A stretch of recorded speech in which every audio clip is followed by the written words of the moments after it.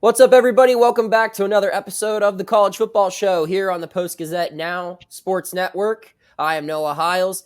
He is Andrew Destin. And Andrew, it's been a while, but we had a couple of wins, both of us. Holy cow, both the You teams saw we that coming. cover. I know. Wow. You can't, it's almost too hard to believe. No need to really dive into that. I feel like we've kind of covered the victories and just the past in general at nauseum. So, just looking at Pitt and Penn State's schedule as we start the show here, let's be real. These two teams should be the primary rival for each other, right? Right. But they don't play each other, so they can't be. So now you look around, and Pitt's is now obviously West Virginia now that they've, started the backyard brawl back up. But looking at conference rivals for these two teams, the argument would be that Penn State's would be maybe Ohio State, maybe Michigan, but those two teams hate each other more than they hate Penn State. Correct. So it would be Maryland would be Penn State's biggest conference rival, and Syracuse would be Pitt's biggest conference rival. So to start the show with Pitt having played Syracuse last weekend and Penn State playing Maryland Saturday, I want to ask you, which rivalry is more real, Penn State-Maryland or Pitt-Syracuse?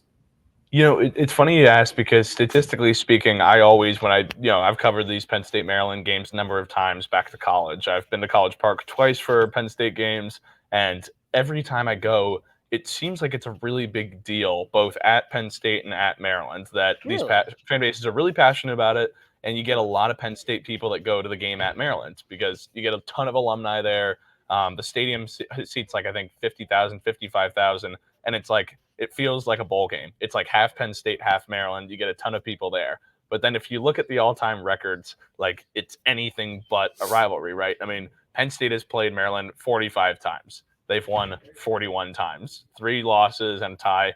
But what's interesting is that of those 3 losses, 2 of them have come since Maryland joined the Big Ten back in 2014. And they've happened when James Franklin's the head coach. Now, obviously, still, Franklin has a winning record, a pretty sizable one against Maryland since he's taken over. But with the way that Maryland is playing better this year, with the trajectory of the program under Mike Locksley, who used to be the offensive coordinator at Alabama and has done a good job of building up that program. I mean, Maryland's 6-3 right now, and they've played Penn State competitive. Last year was a tie ball game in the fourth quarter. The year before, Maryland came to Penn State and kind of put a beat down on the Nittany Lions. They were up like 35-7 in the fourth quarter. So I would typically have said before 2020 that it wasn't a rivalry, that if you look at the stats, Penn State's in a landslide. But, I mean, they're close proximity. Penn State has a ton of recruits, the second most recruits on the team from a state beyond Pennsylvania. It's Maryland. They get 14 guys on the team right now who are from Maryland. So it's pretty sizable, and they're constantly, it feels like, in recruiting battles. So I'll stick with that for the sake of regional proximity. They're definitely not rivals in the way that Penn State and Pitt are and should be playing every year, but I'll go with the Nittany Lions. How about you? What are you thinking? Well, I'll say this. I think if we're talking athletic programs in general, it's definitely Pitt-Syracuse, because I think Pitt-Syracuse is a decent basketball rivalry. While Syracuse isn't Pitt's, or Pitt isn't Syracuse's top basketball rival, but in conference it actually might be, because it dates back to the old Big East, Boeheim versus Jamie Dixon or Ben Howland, those days where both the programs are really humming at all force. But I mean, Pitt and Syracuse have been playing for a long time, and like it hasn't been as lopsided as Penn State and Maryland, but Pitt's really dominated, and that's why I think I'd give Penn State Maryland, the edge in this football rivalry. And another thing that you didn't mention here is the Big 33 game being between the state of Pennsylvania and the state of Maryland. Are you familiar with that at all? Can't say I am. No. It's like the number 1 high school football all-star game. Okay. In Pennsylvania. And for years it was between Pennsylvania and Ohio. Every Super Bowl that's ever been played has had at least one participant of the Big 33 game in it. And recently they moved it to being a a Pennsylvania versus Maryland matchup, not Pennsylvania versus Ohio. So I think that alone, the Pennsylvania's top football program versus Maryland's top football program playing each other, that kind of carries on just the rivalry spirit that you see at the high school level. So we'll move on now.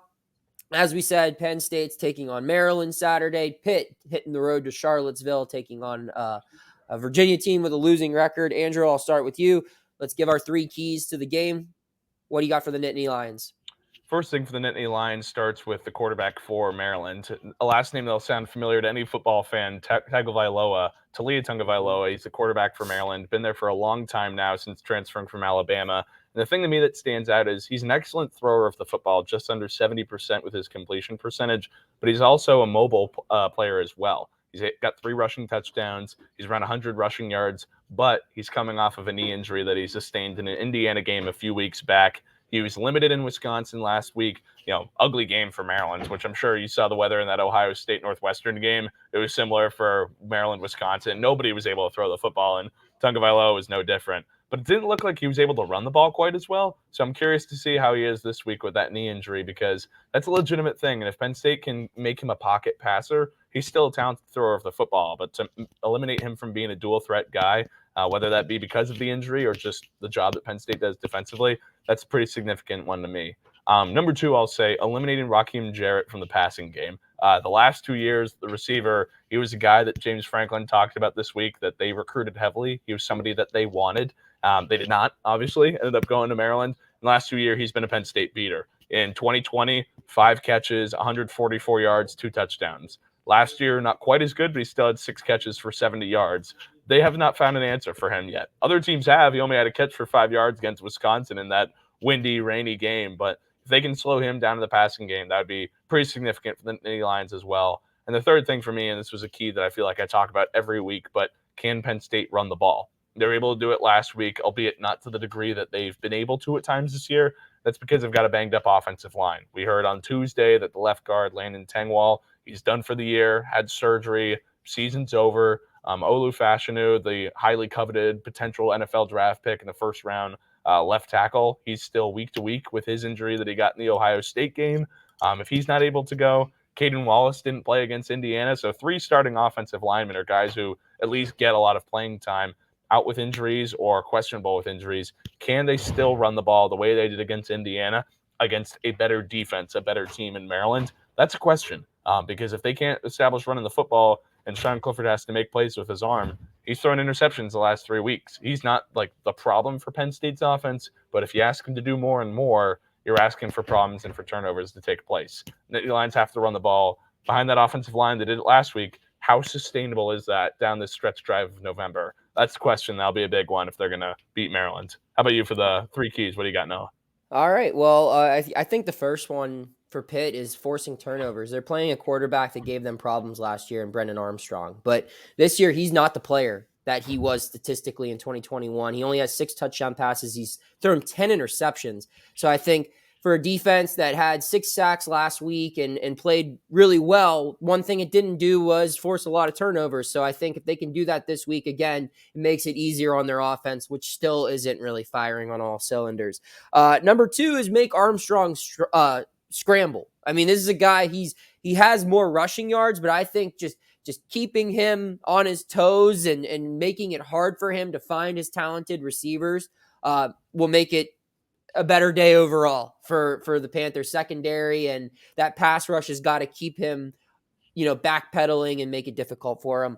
My third and final one, and it just really just goes into every Pitt game now. It's just we got to see more progress from number 9, Keaton Slovis.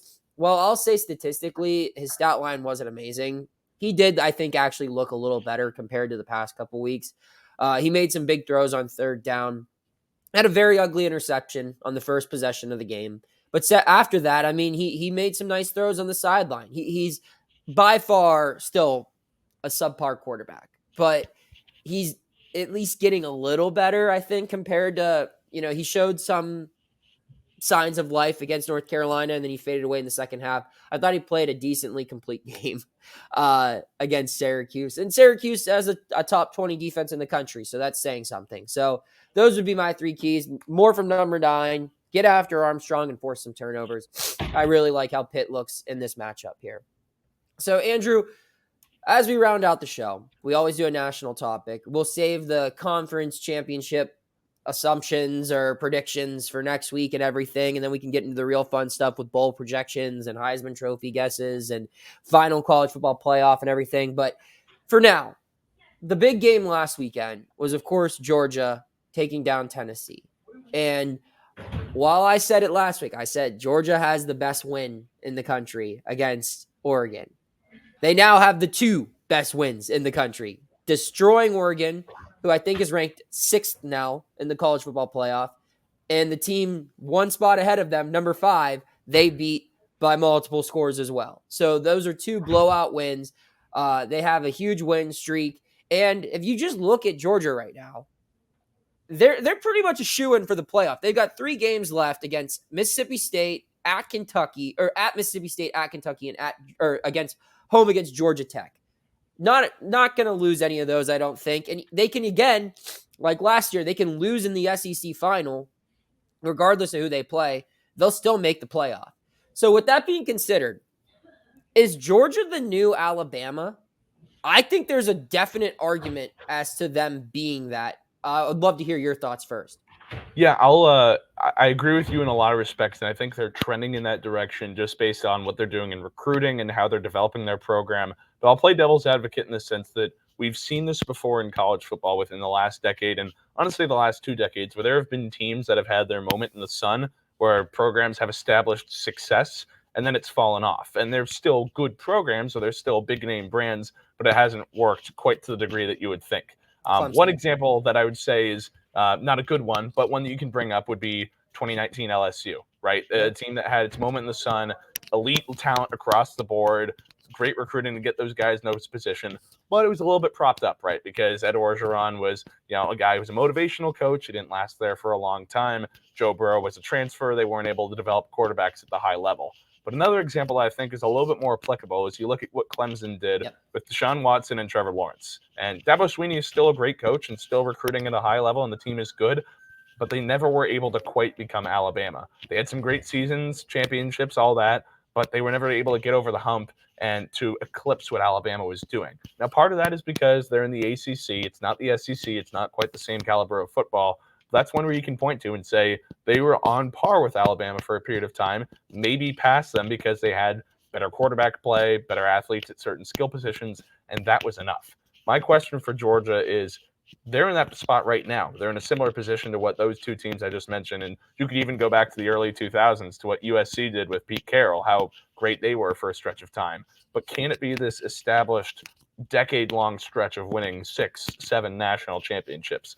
That's, for me, what it's going to take for us to say Georgia's the new Alabama, because right now it's 1, right? They won last year. That's their national championship. I need to see a few more before I can crown them as the new Alabama. They're taking over that throne, but they haven't quite secured it yet, right? It takes a couple more for me to truly say they've become the new top dog. They're on par with Alabama, if not better than them right now. I need to see it next year, the year after, start to see 3, 4, 5 national championships start piling up. I guess my argument would be I don't think Alabama is what it once it was. Nope. I mean, if you just look, 18, Trevor Lawrence destroyed them in the national championship. 19, they didn't get there. 20 was their year, but that was a COVID season. So how many teams really had a complete year in 2020? Now, granted, that team was loaded and probably would have won the national championship regardless, but that was their 1 year. 2021, they lose in the national championship. In 2022, I don't think they're going to make the playoff. So, yeah, you're looking at a team that's twice going to miss the college football playoff now in the last 5 years. And you compare it to Georgia, who let's compare Alabama and Georgia recruiting wise from 2018 to 2022. Top 5 classes. Georgia's been in the top 5 all 5 years. Bama's missed it once. They've had 4 top 5 classes. Top classes. Georgia's had 3 of the top classes in the last 5 years. Alabama's only had 1. And 5-star recruits, Georgia's had 23 5-star recruits in the past 5 classes. Alabama's had 18. And now that's only 5 players, but you just look, there was that stretch not too long ago where Alabama was a shoo-in for number 1 or number 2 every year, and they always had the most 5 stars. And this was a team that was a lock to be, in the beginning part of this college football playoff, they were a lock to always get in. They were the team that where Georgia's at now, where it doesn't matter what happens in the SEC championship. They're just playing for pride. They can lose. They never did, but they could lose, and they would still get in. And the thing with Georgia that reminds me of what Alabama did for so long is in these games against an Oregon or against the Tennessee. those are the games that Alabama used to say, oh, you're having a nice season? Oh, that's cute. Come on over here. And they would just smack them. And that's what you saw Georgia do to Tennessee. That's what you saw Alabama do to Auburn so many times, to LSU so many times. Everyone likes to talk about LSU in 2019. The year before, LSU was having a really good year. They went into Tuscaloosa and they lost 31-0 to Alabama that year. You know, like that's the stuff that Alabama would do to every prominent. Florida, they did it to Florida in 2020 when they had a quarterback. I forget the guy's name, but he was supposed to be like the Heisman favorite at one point in time.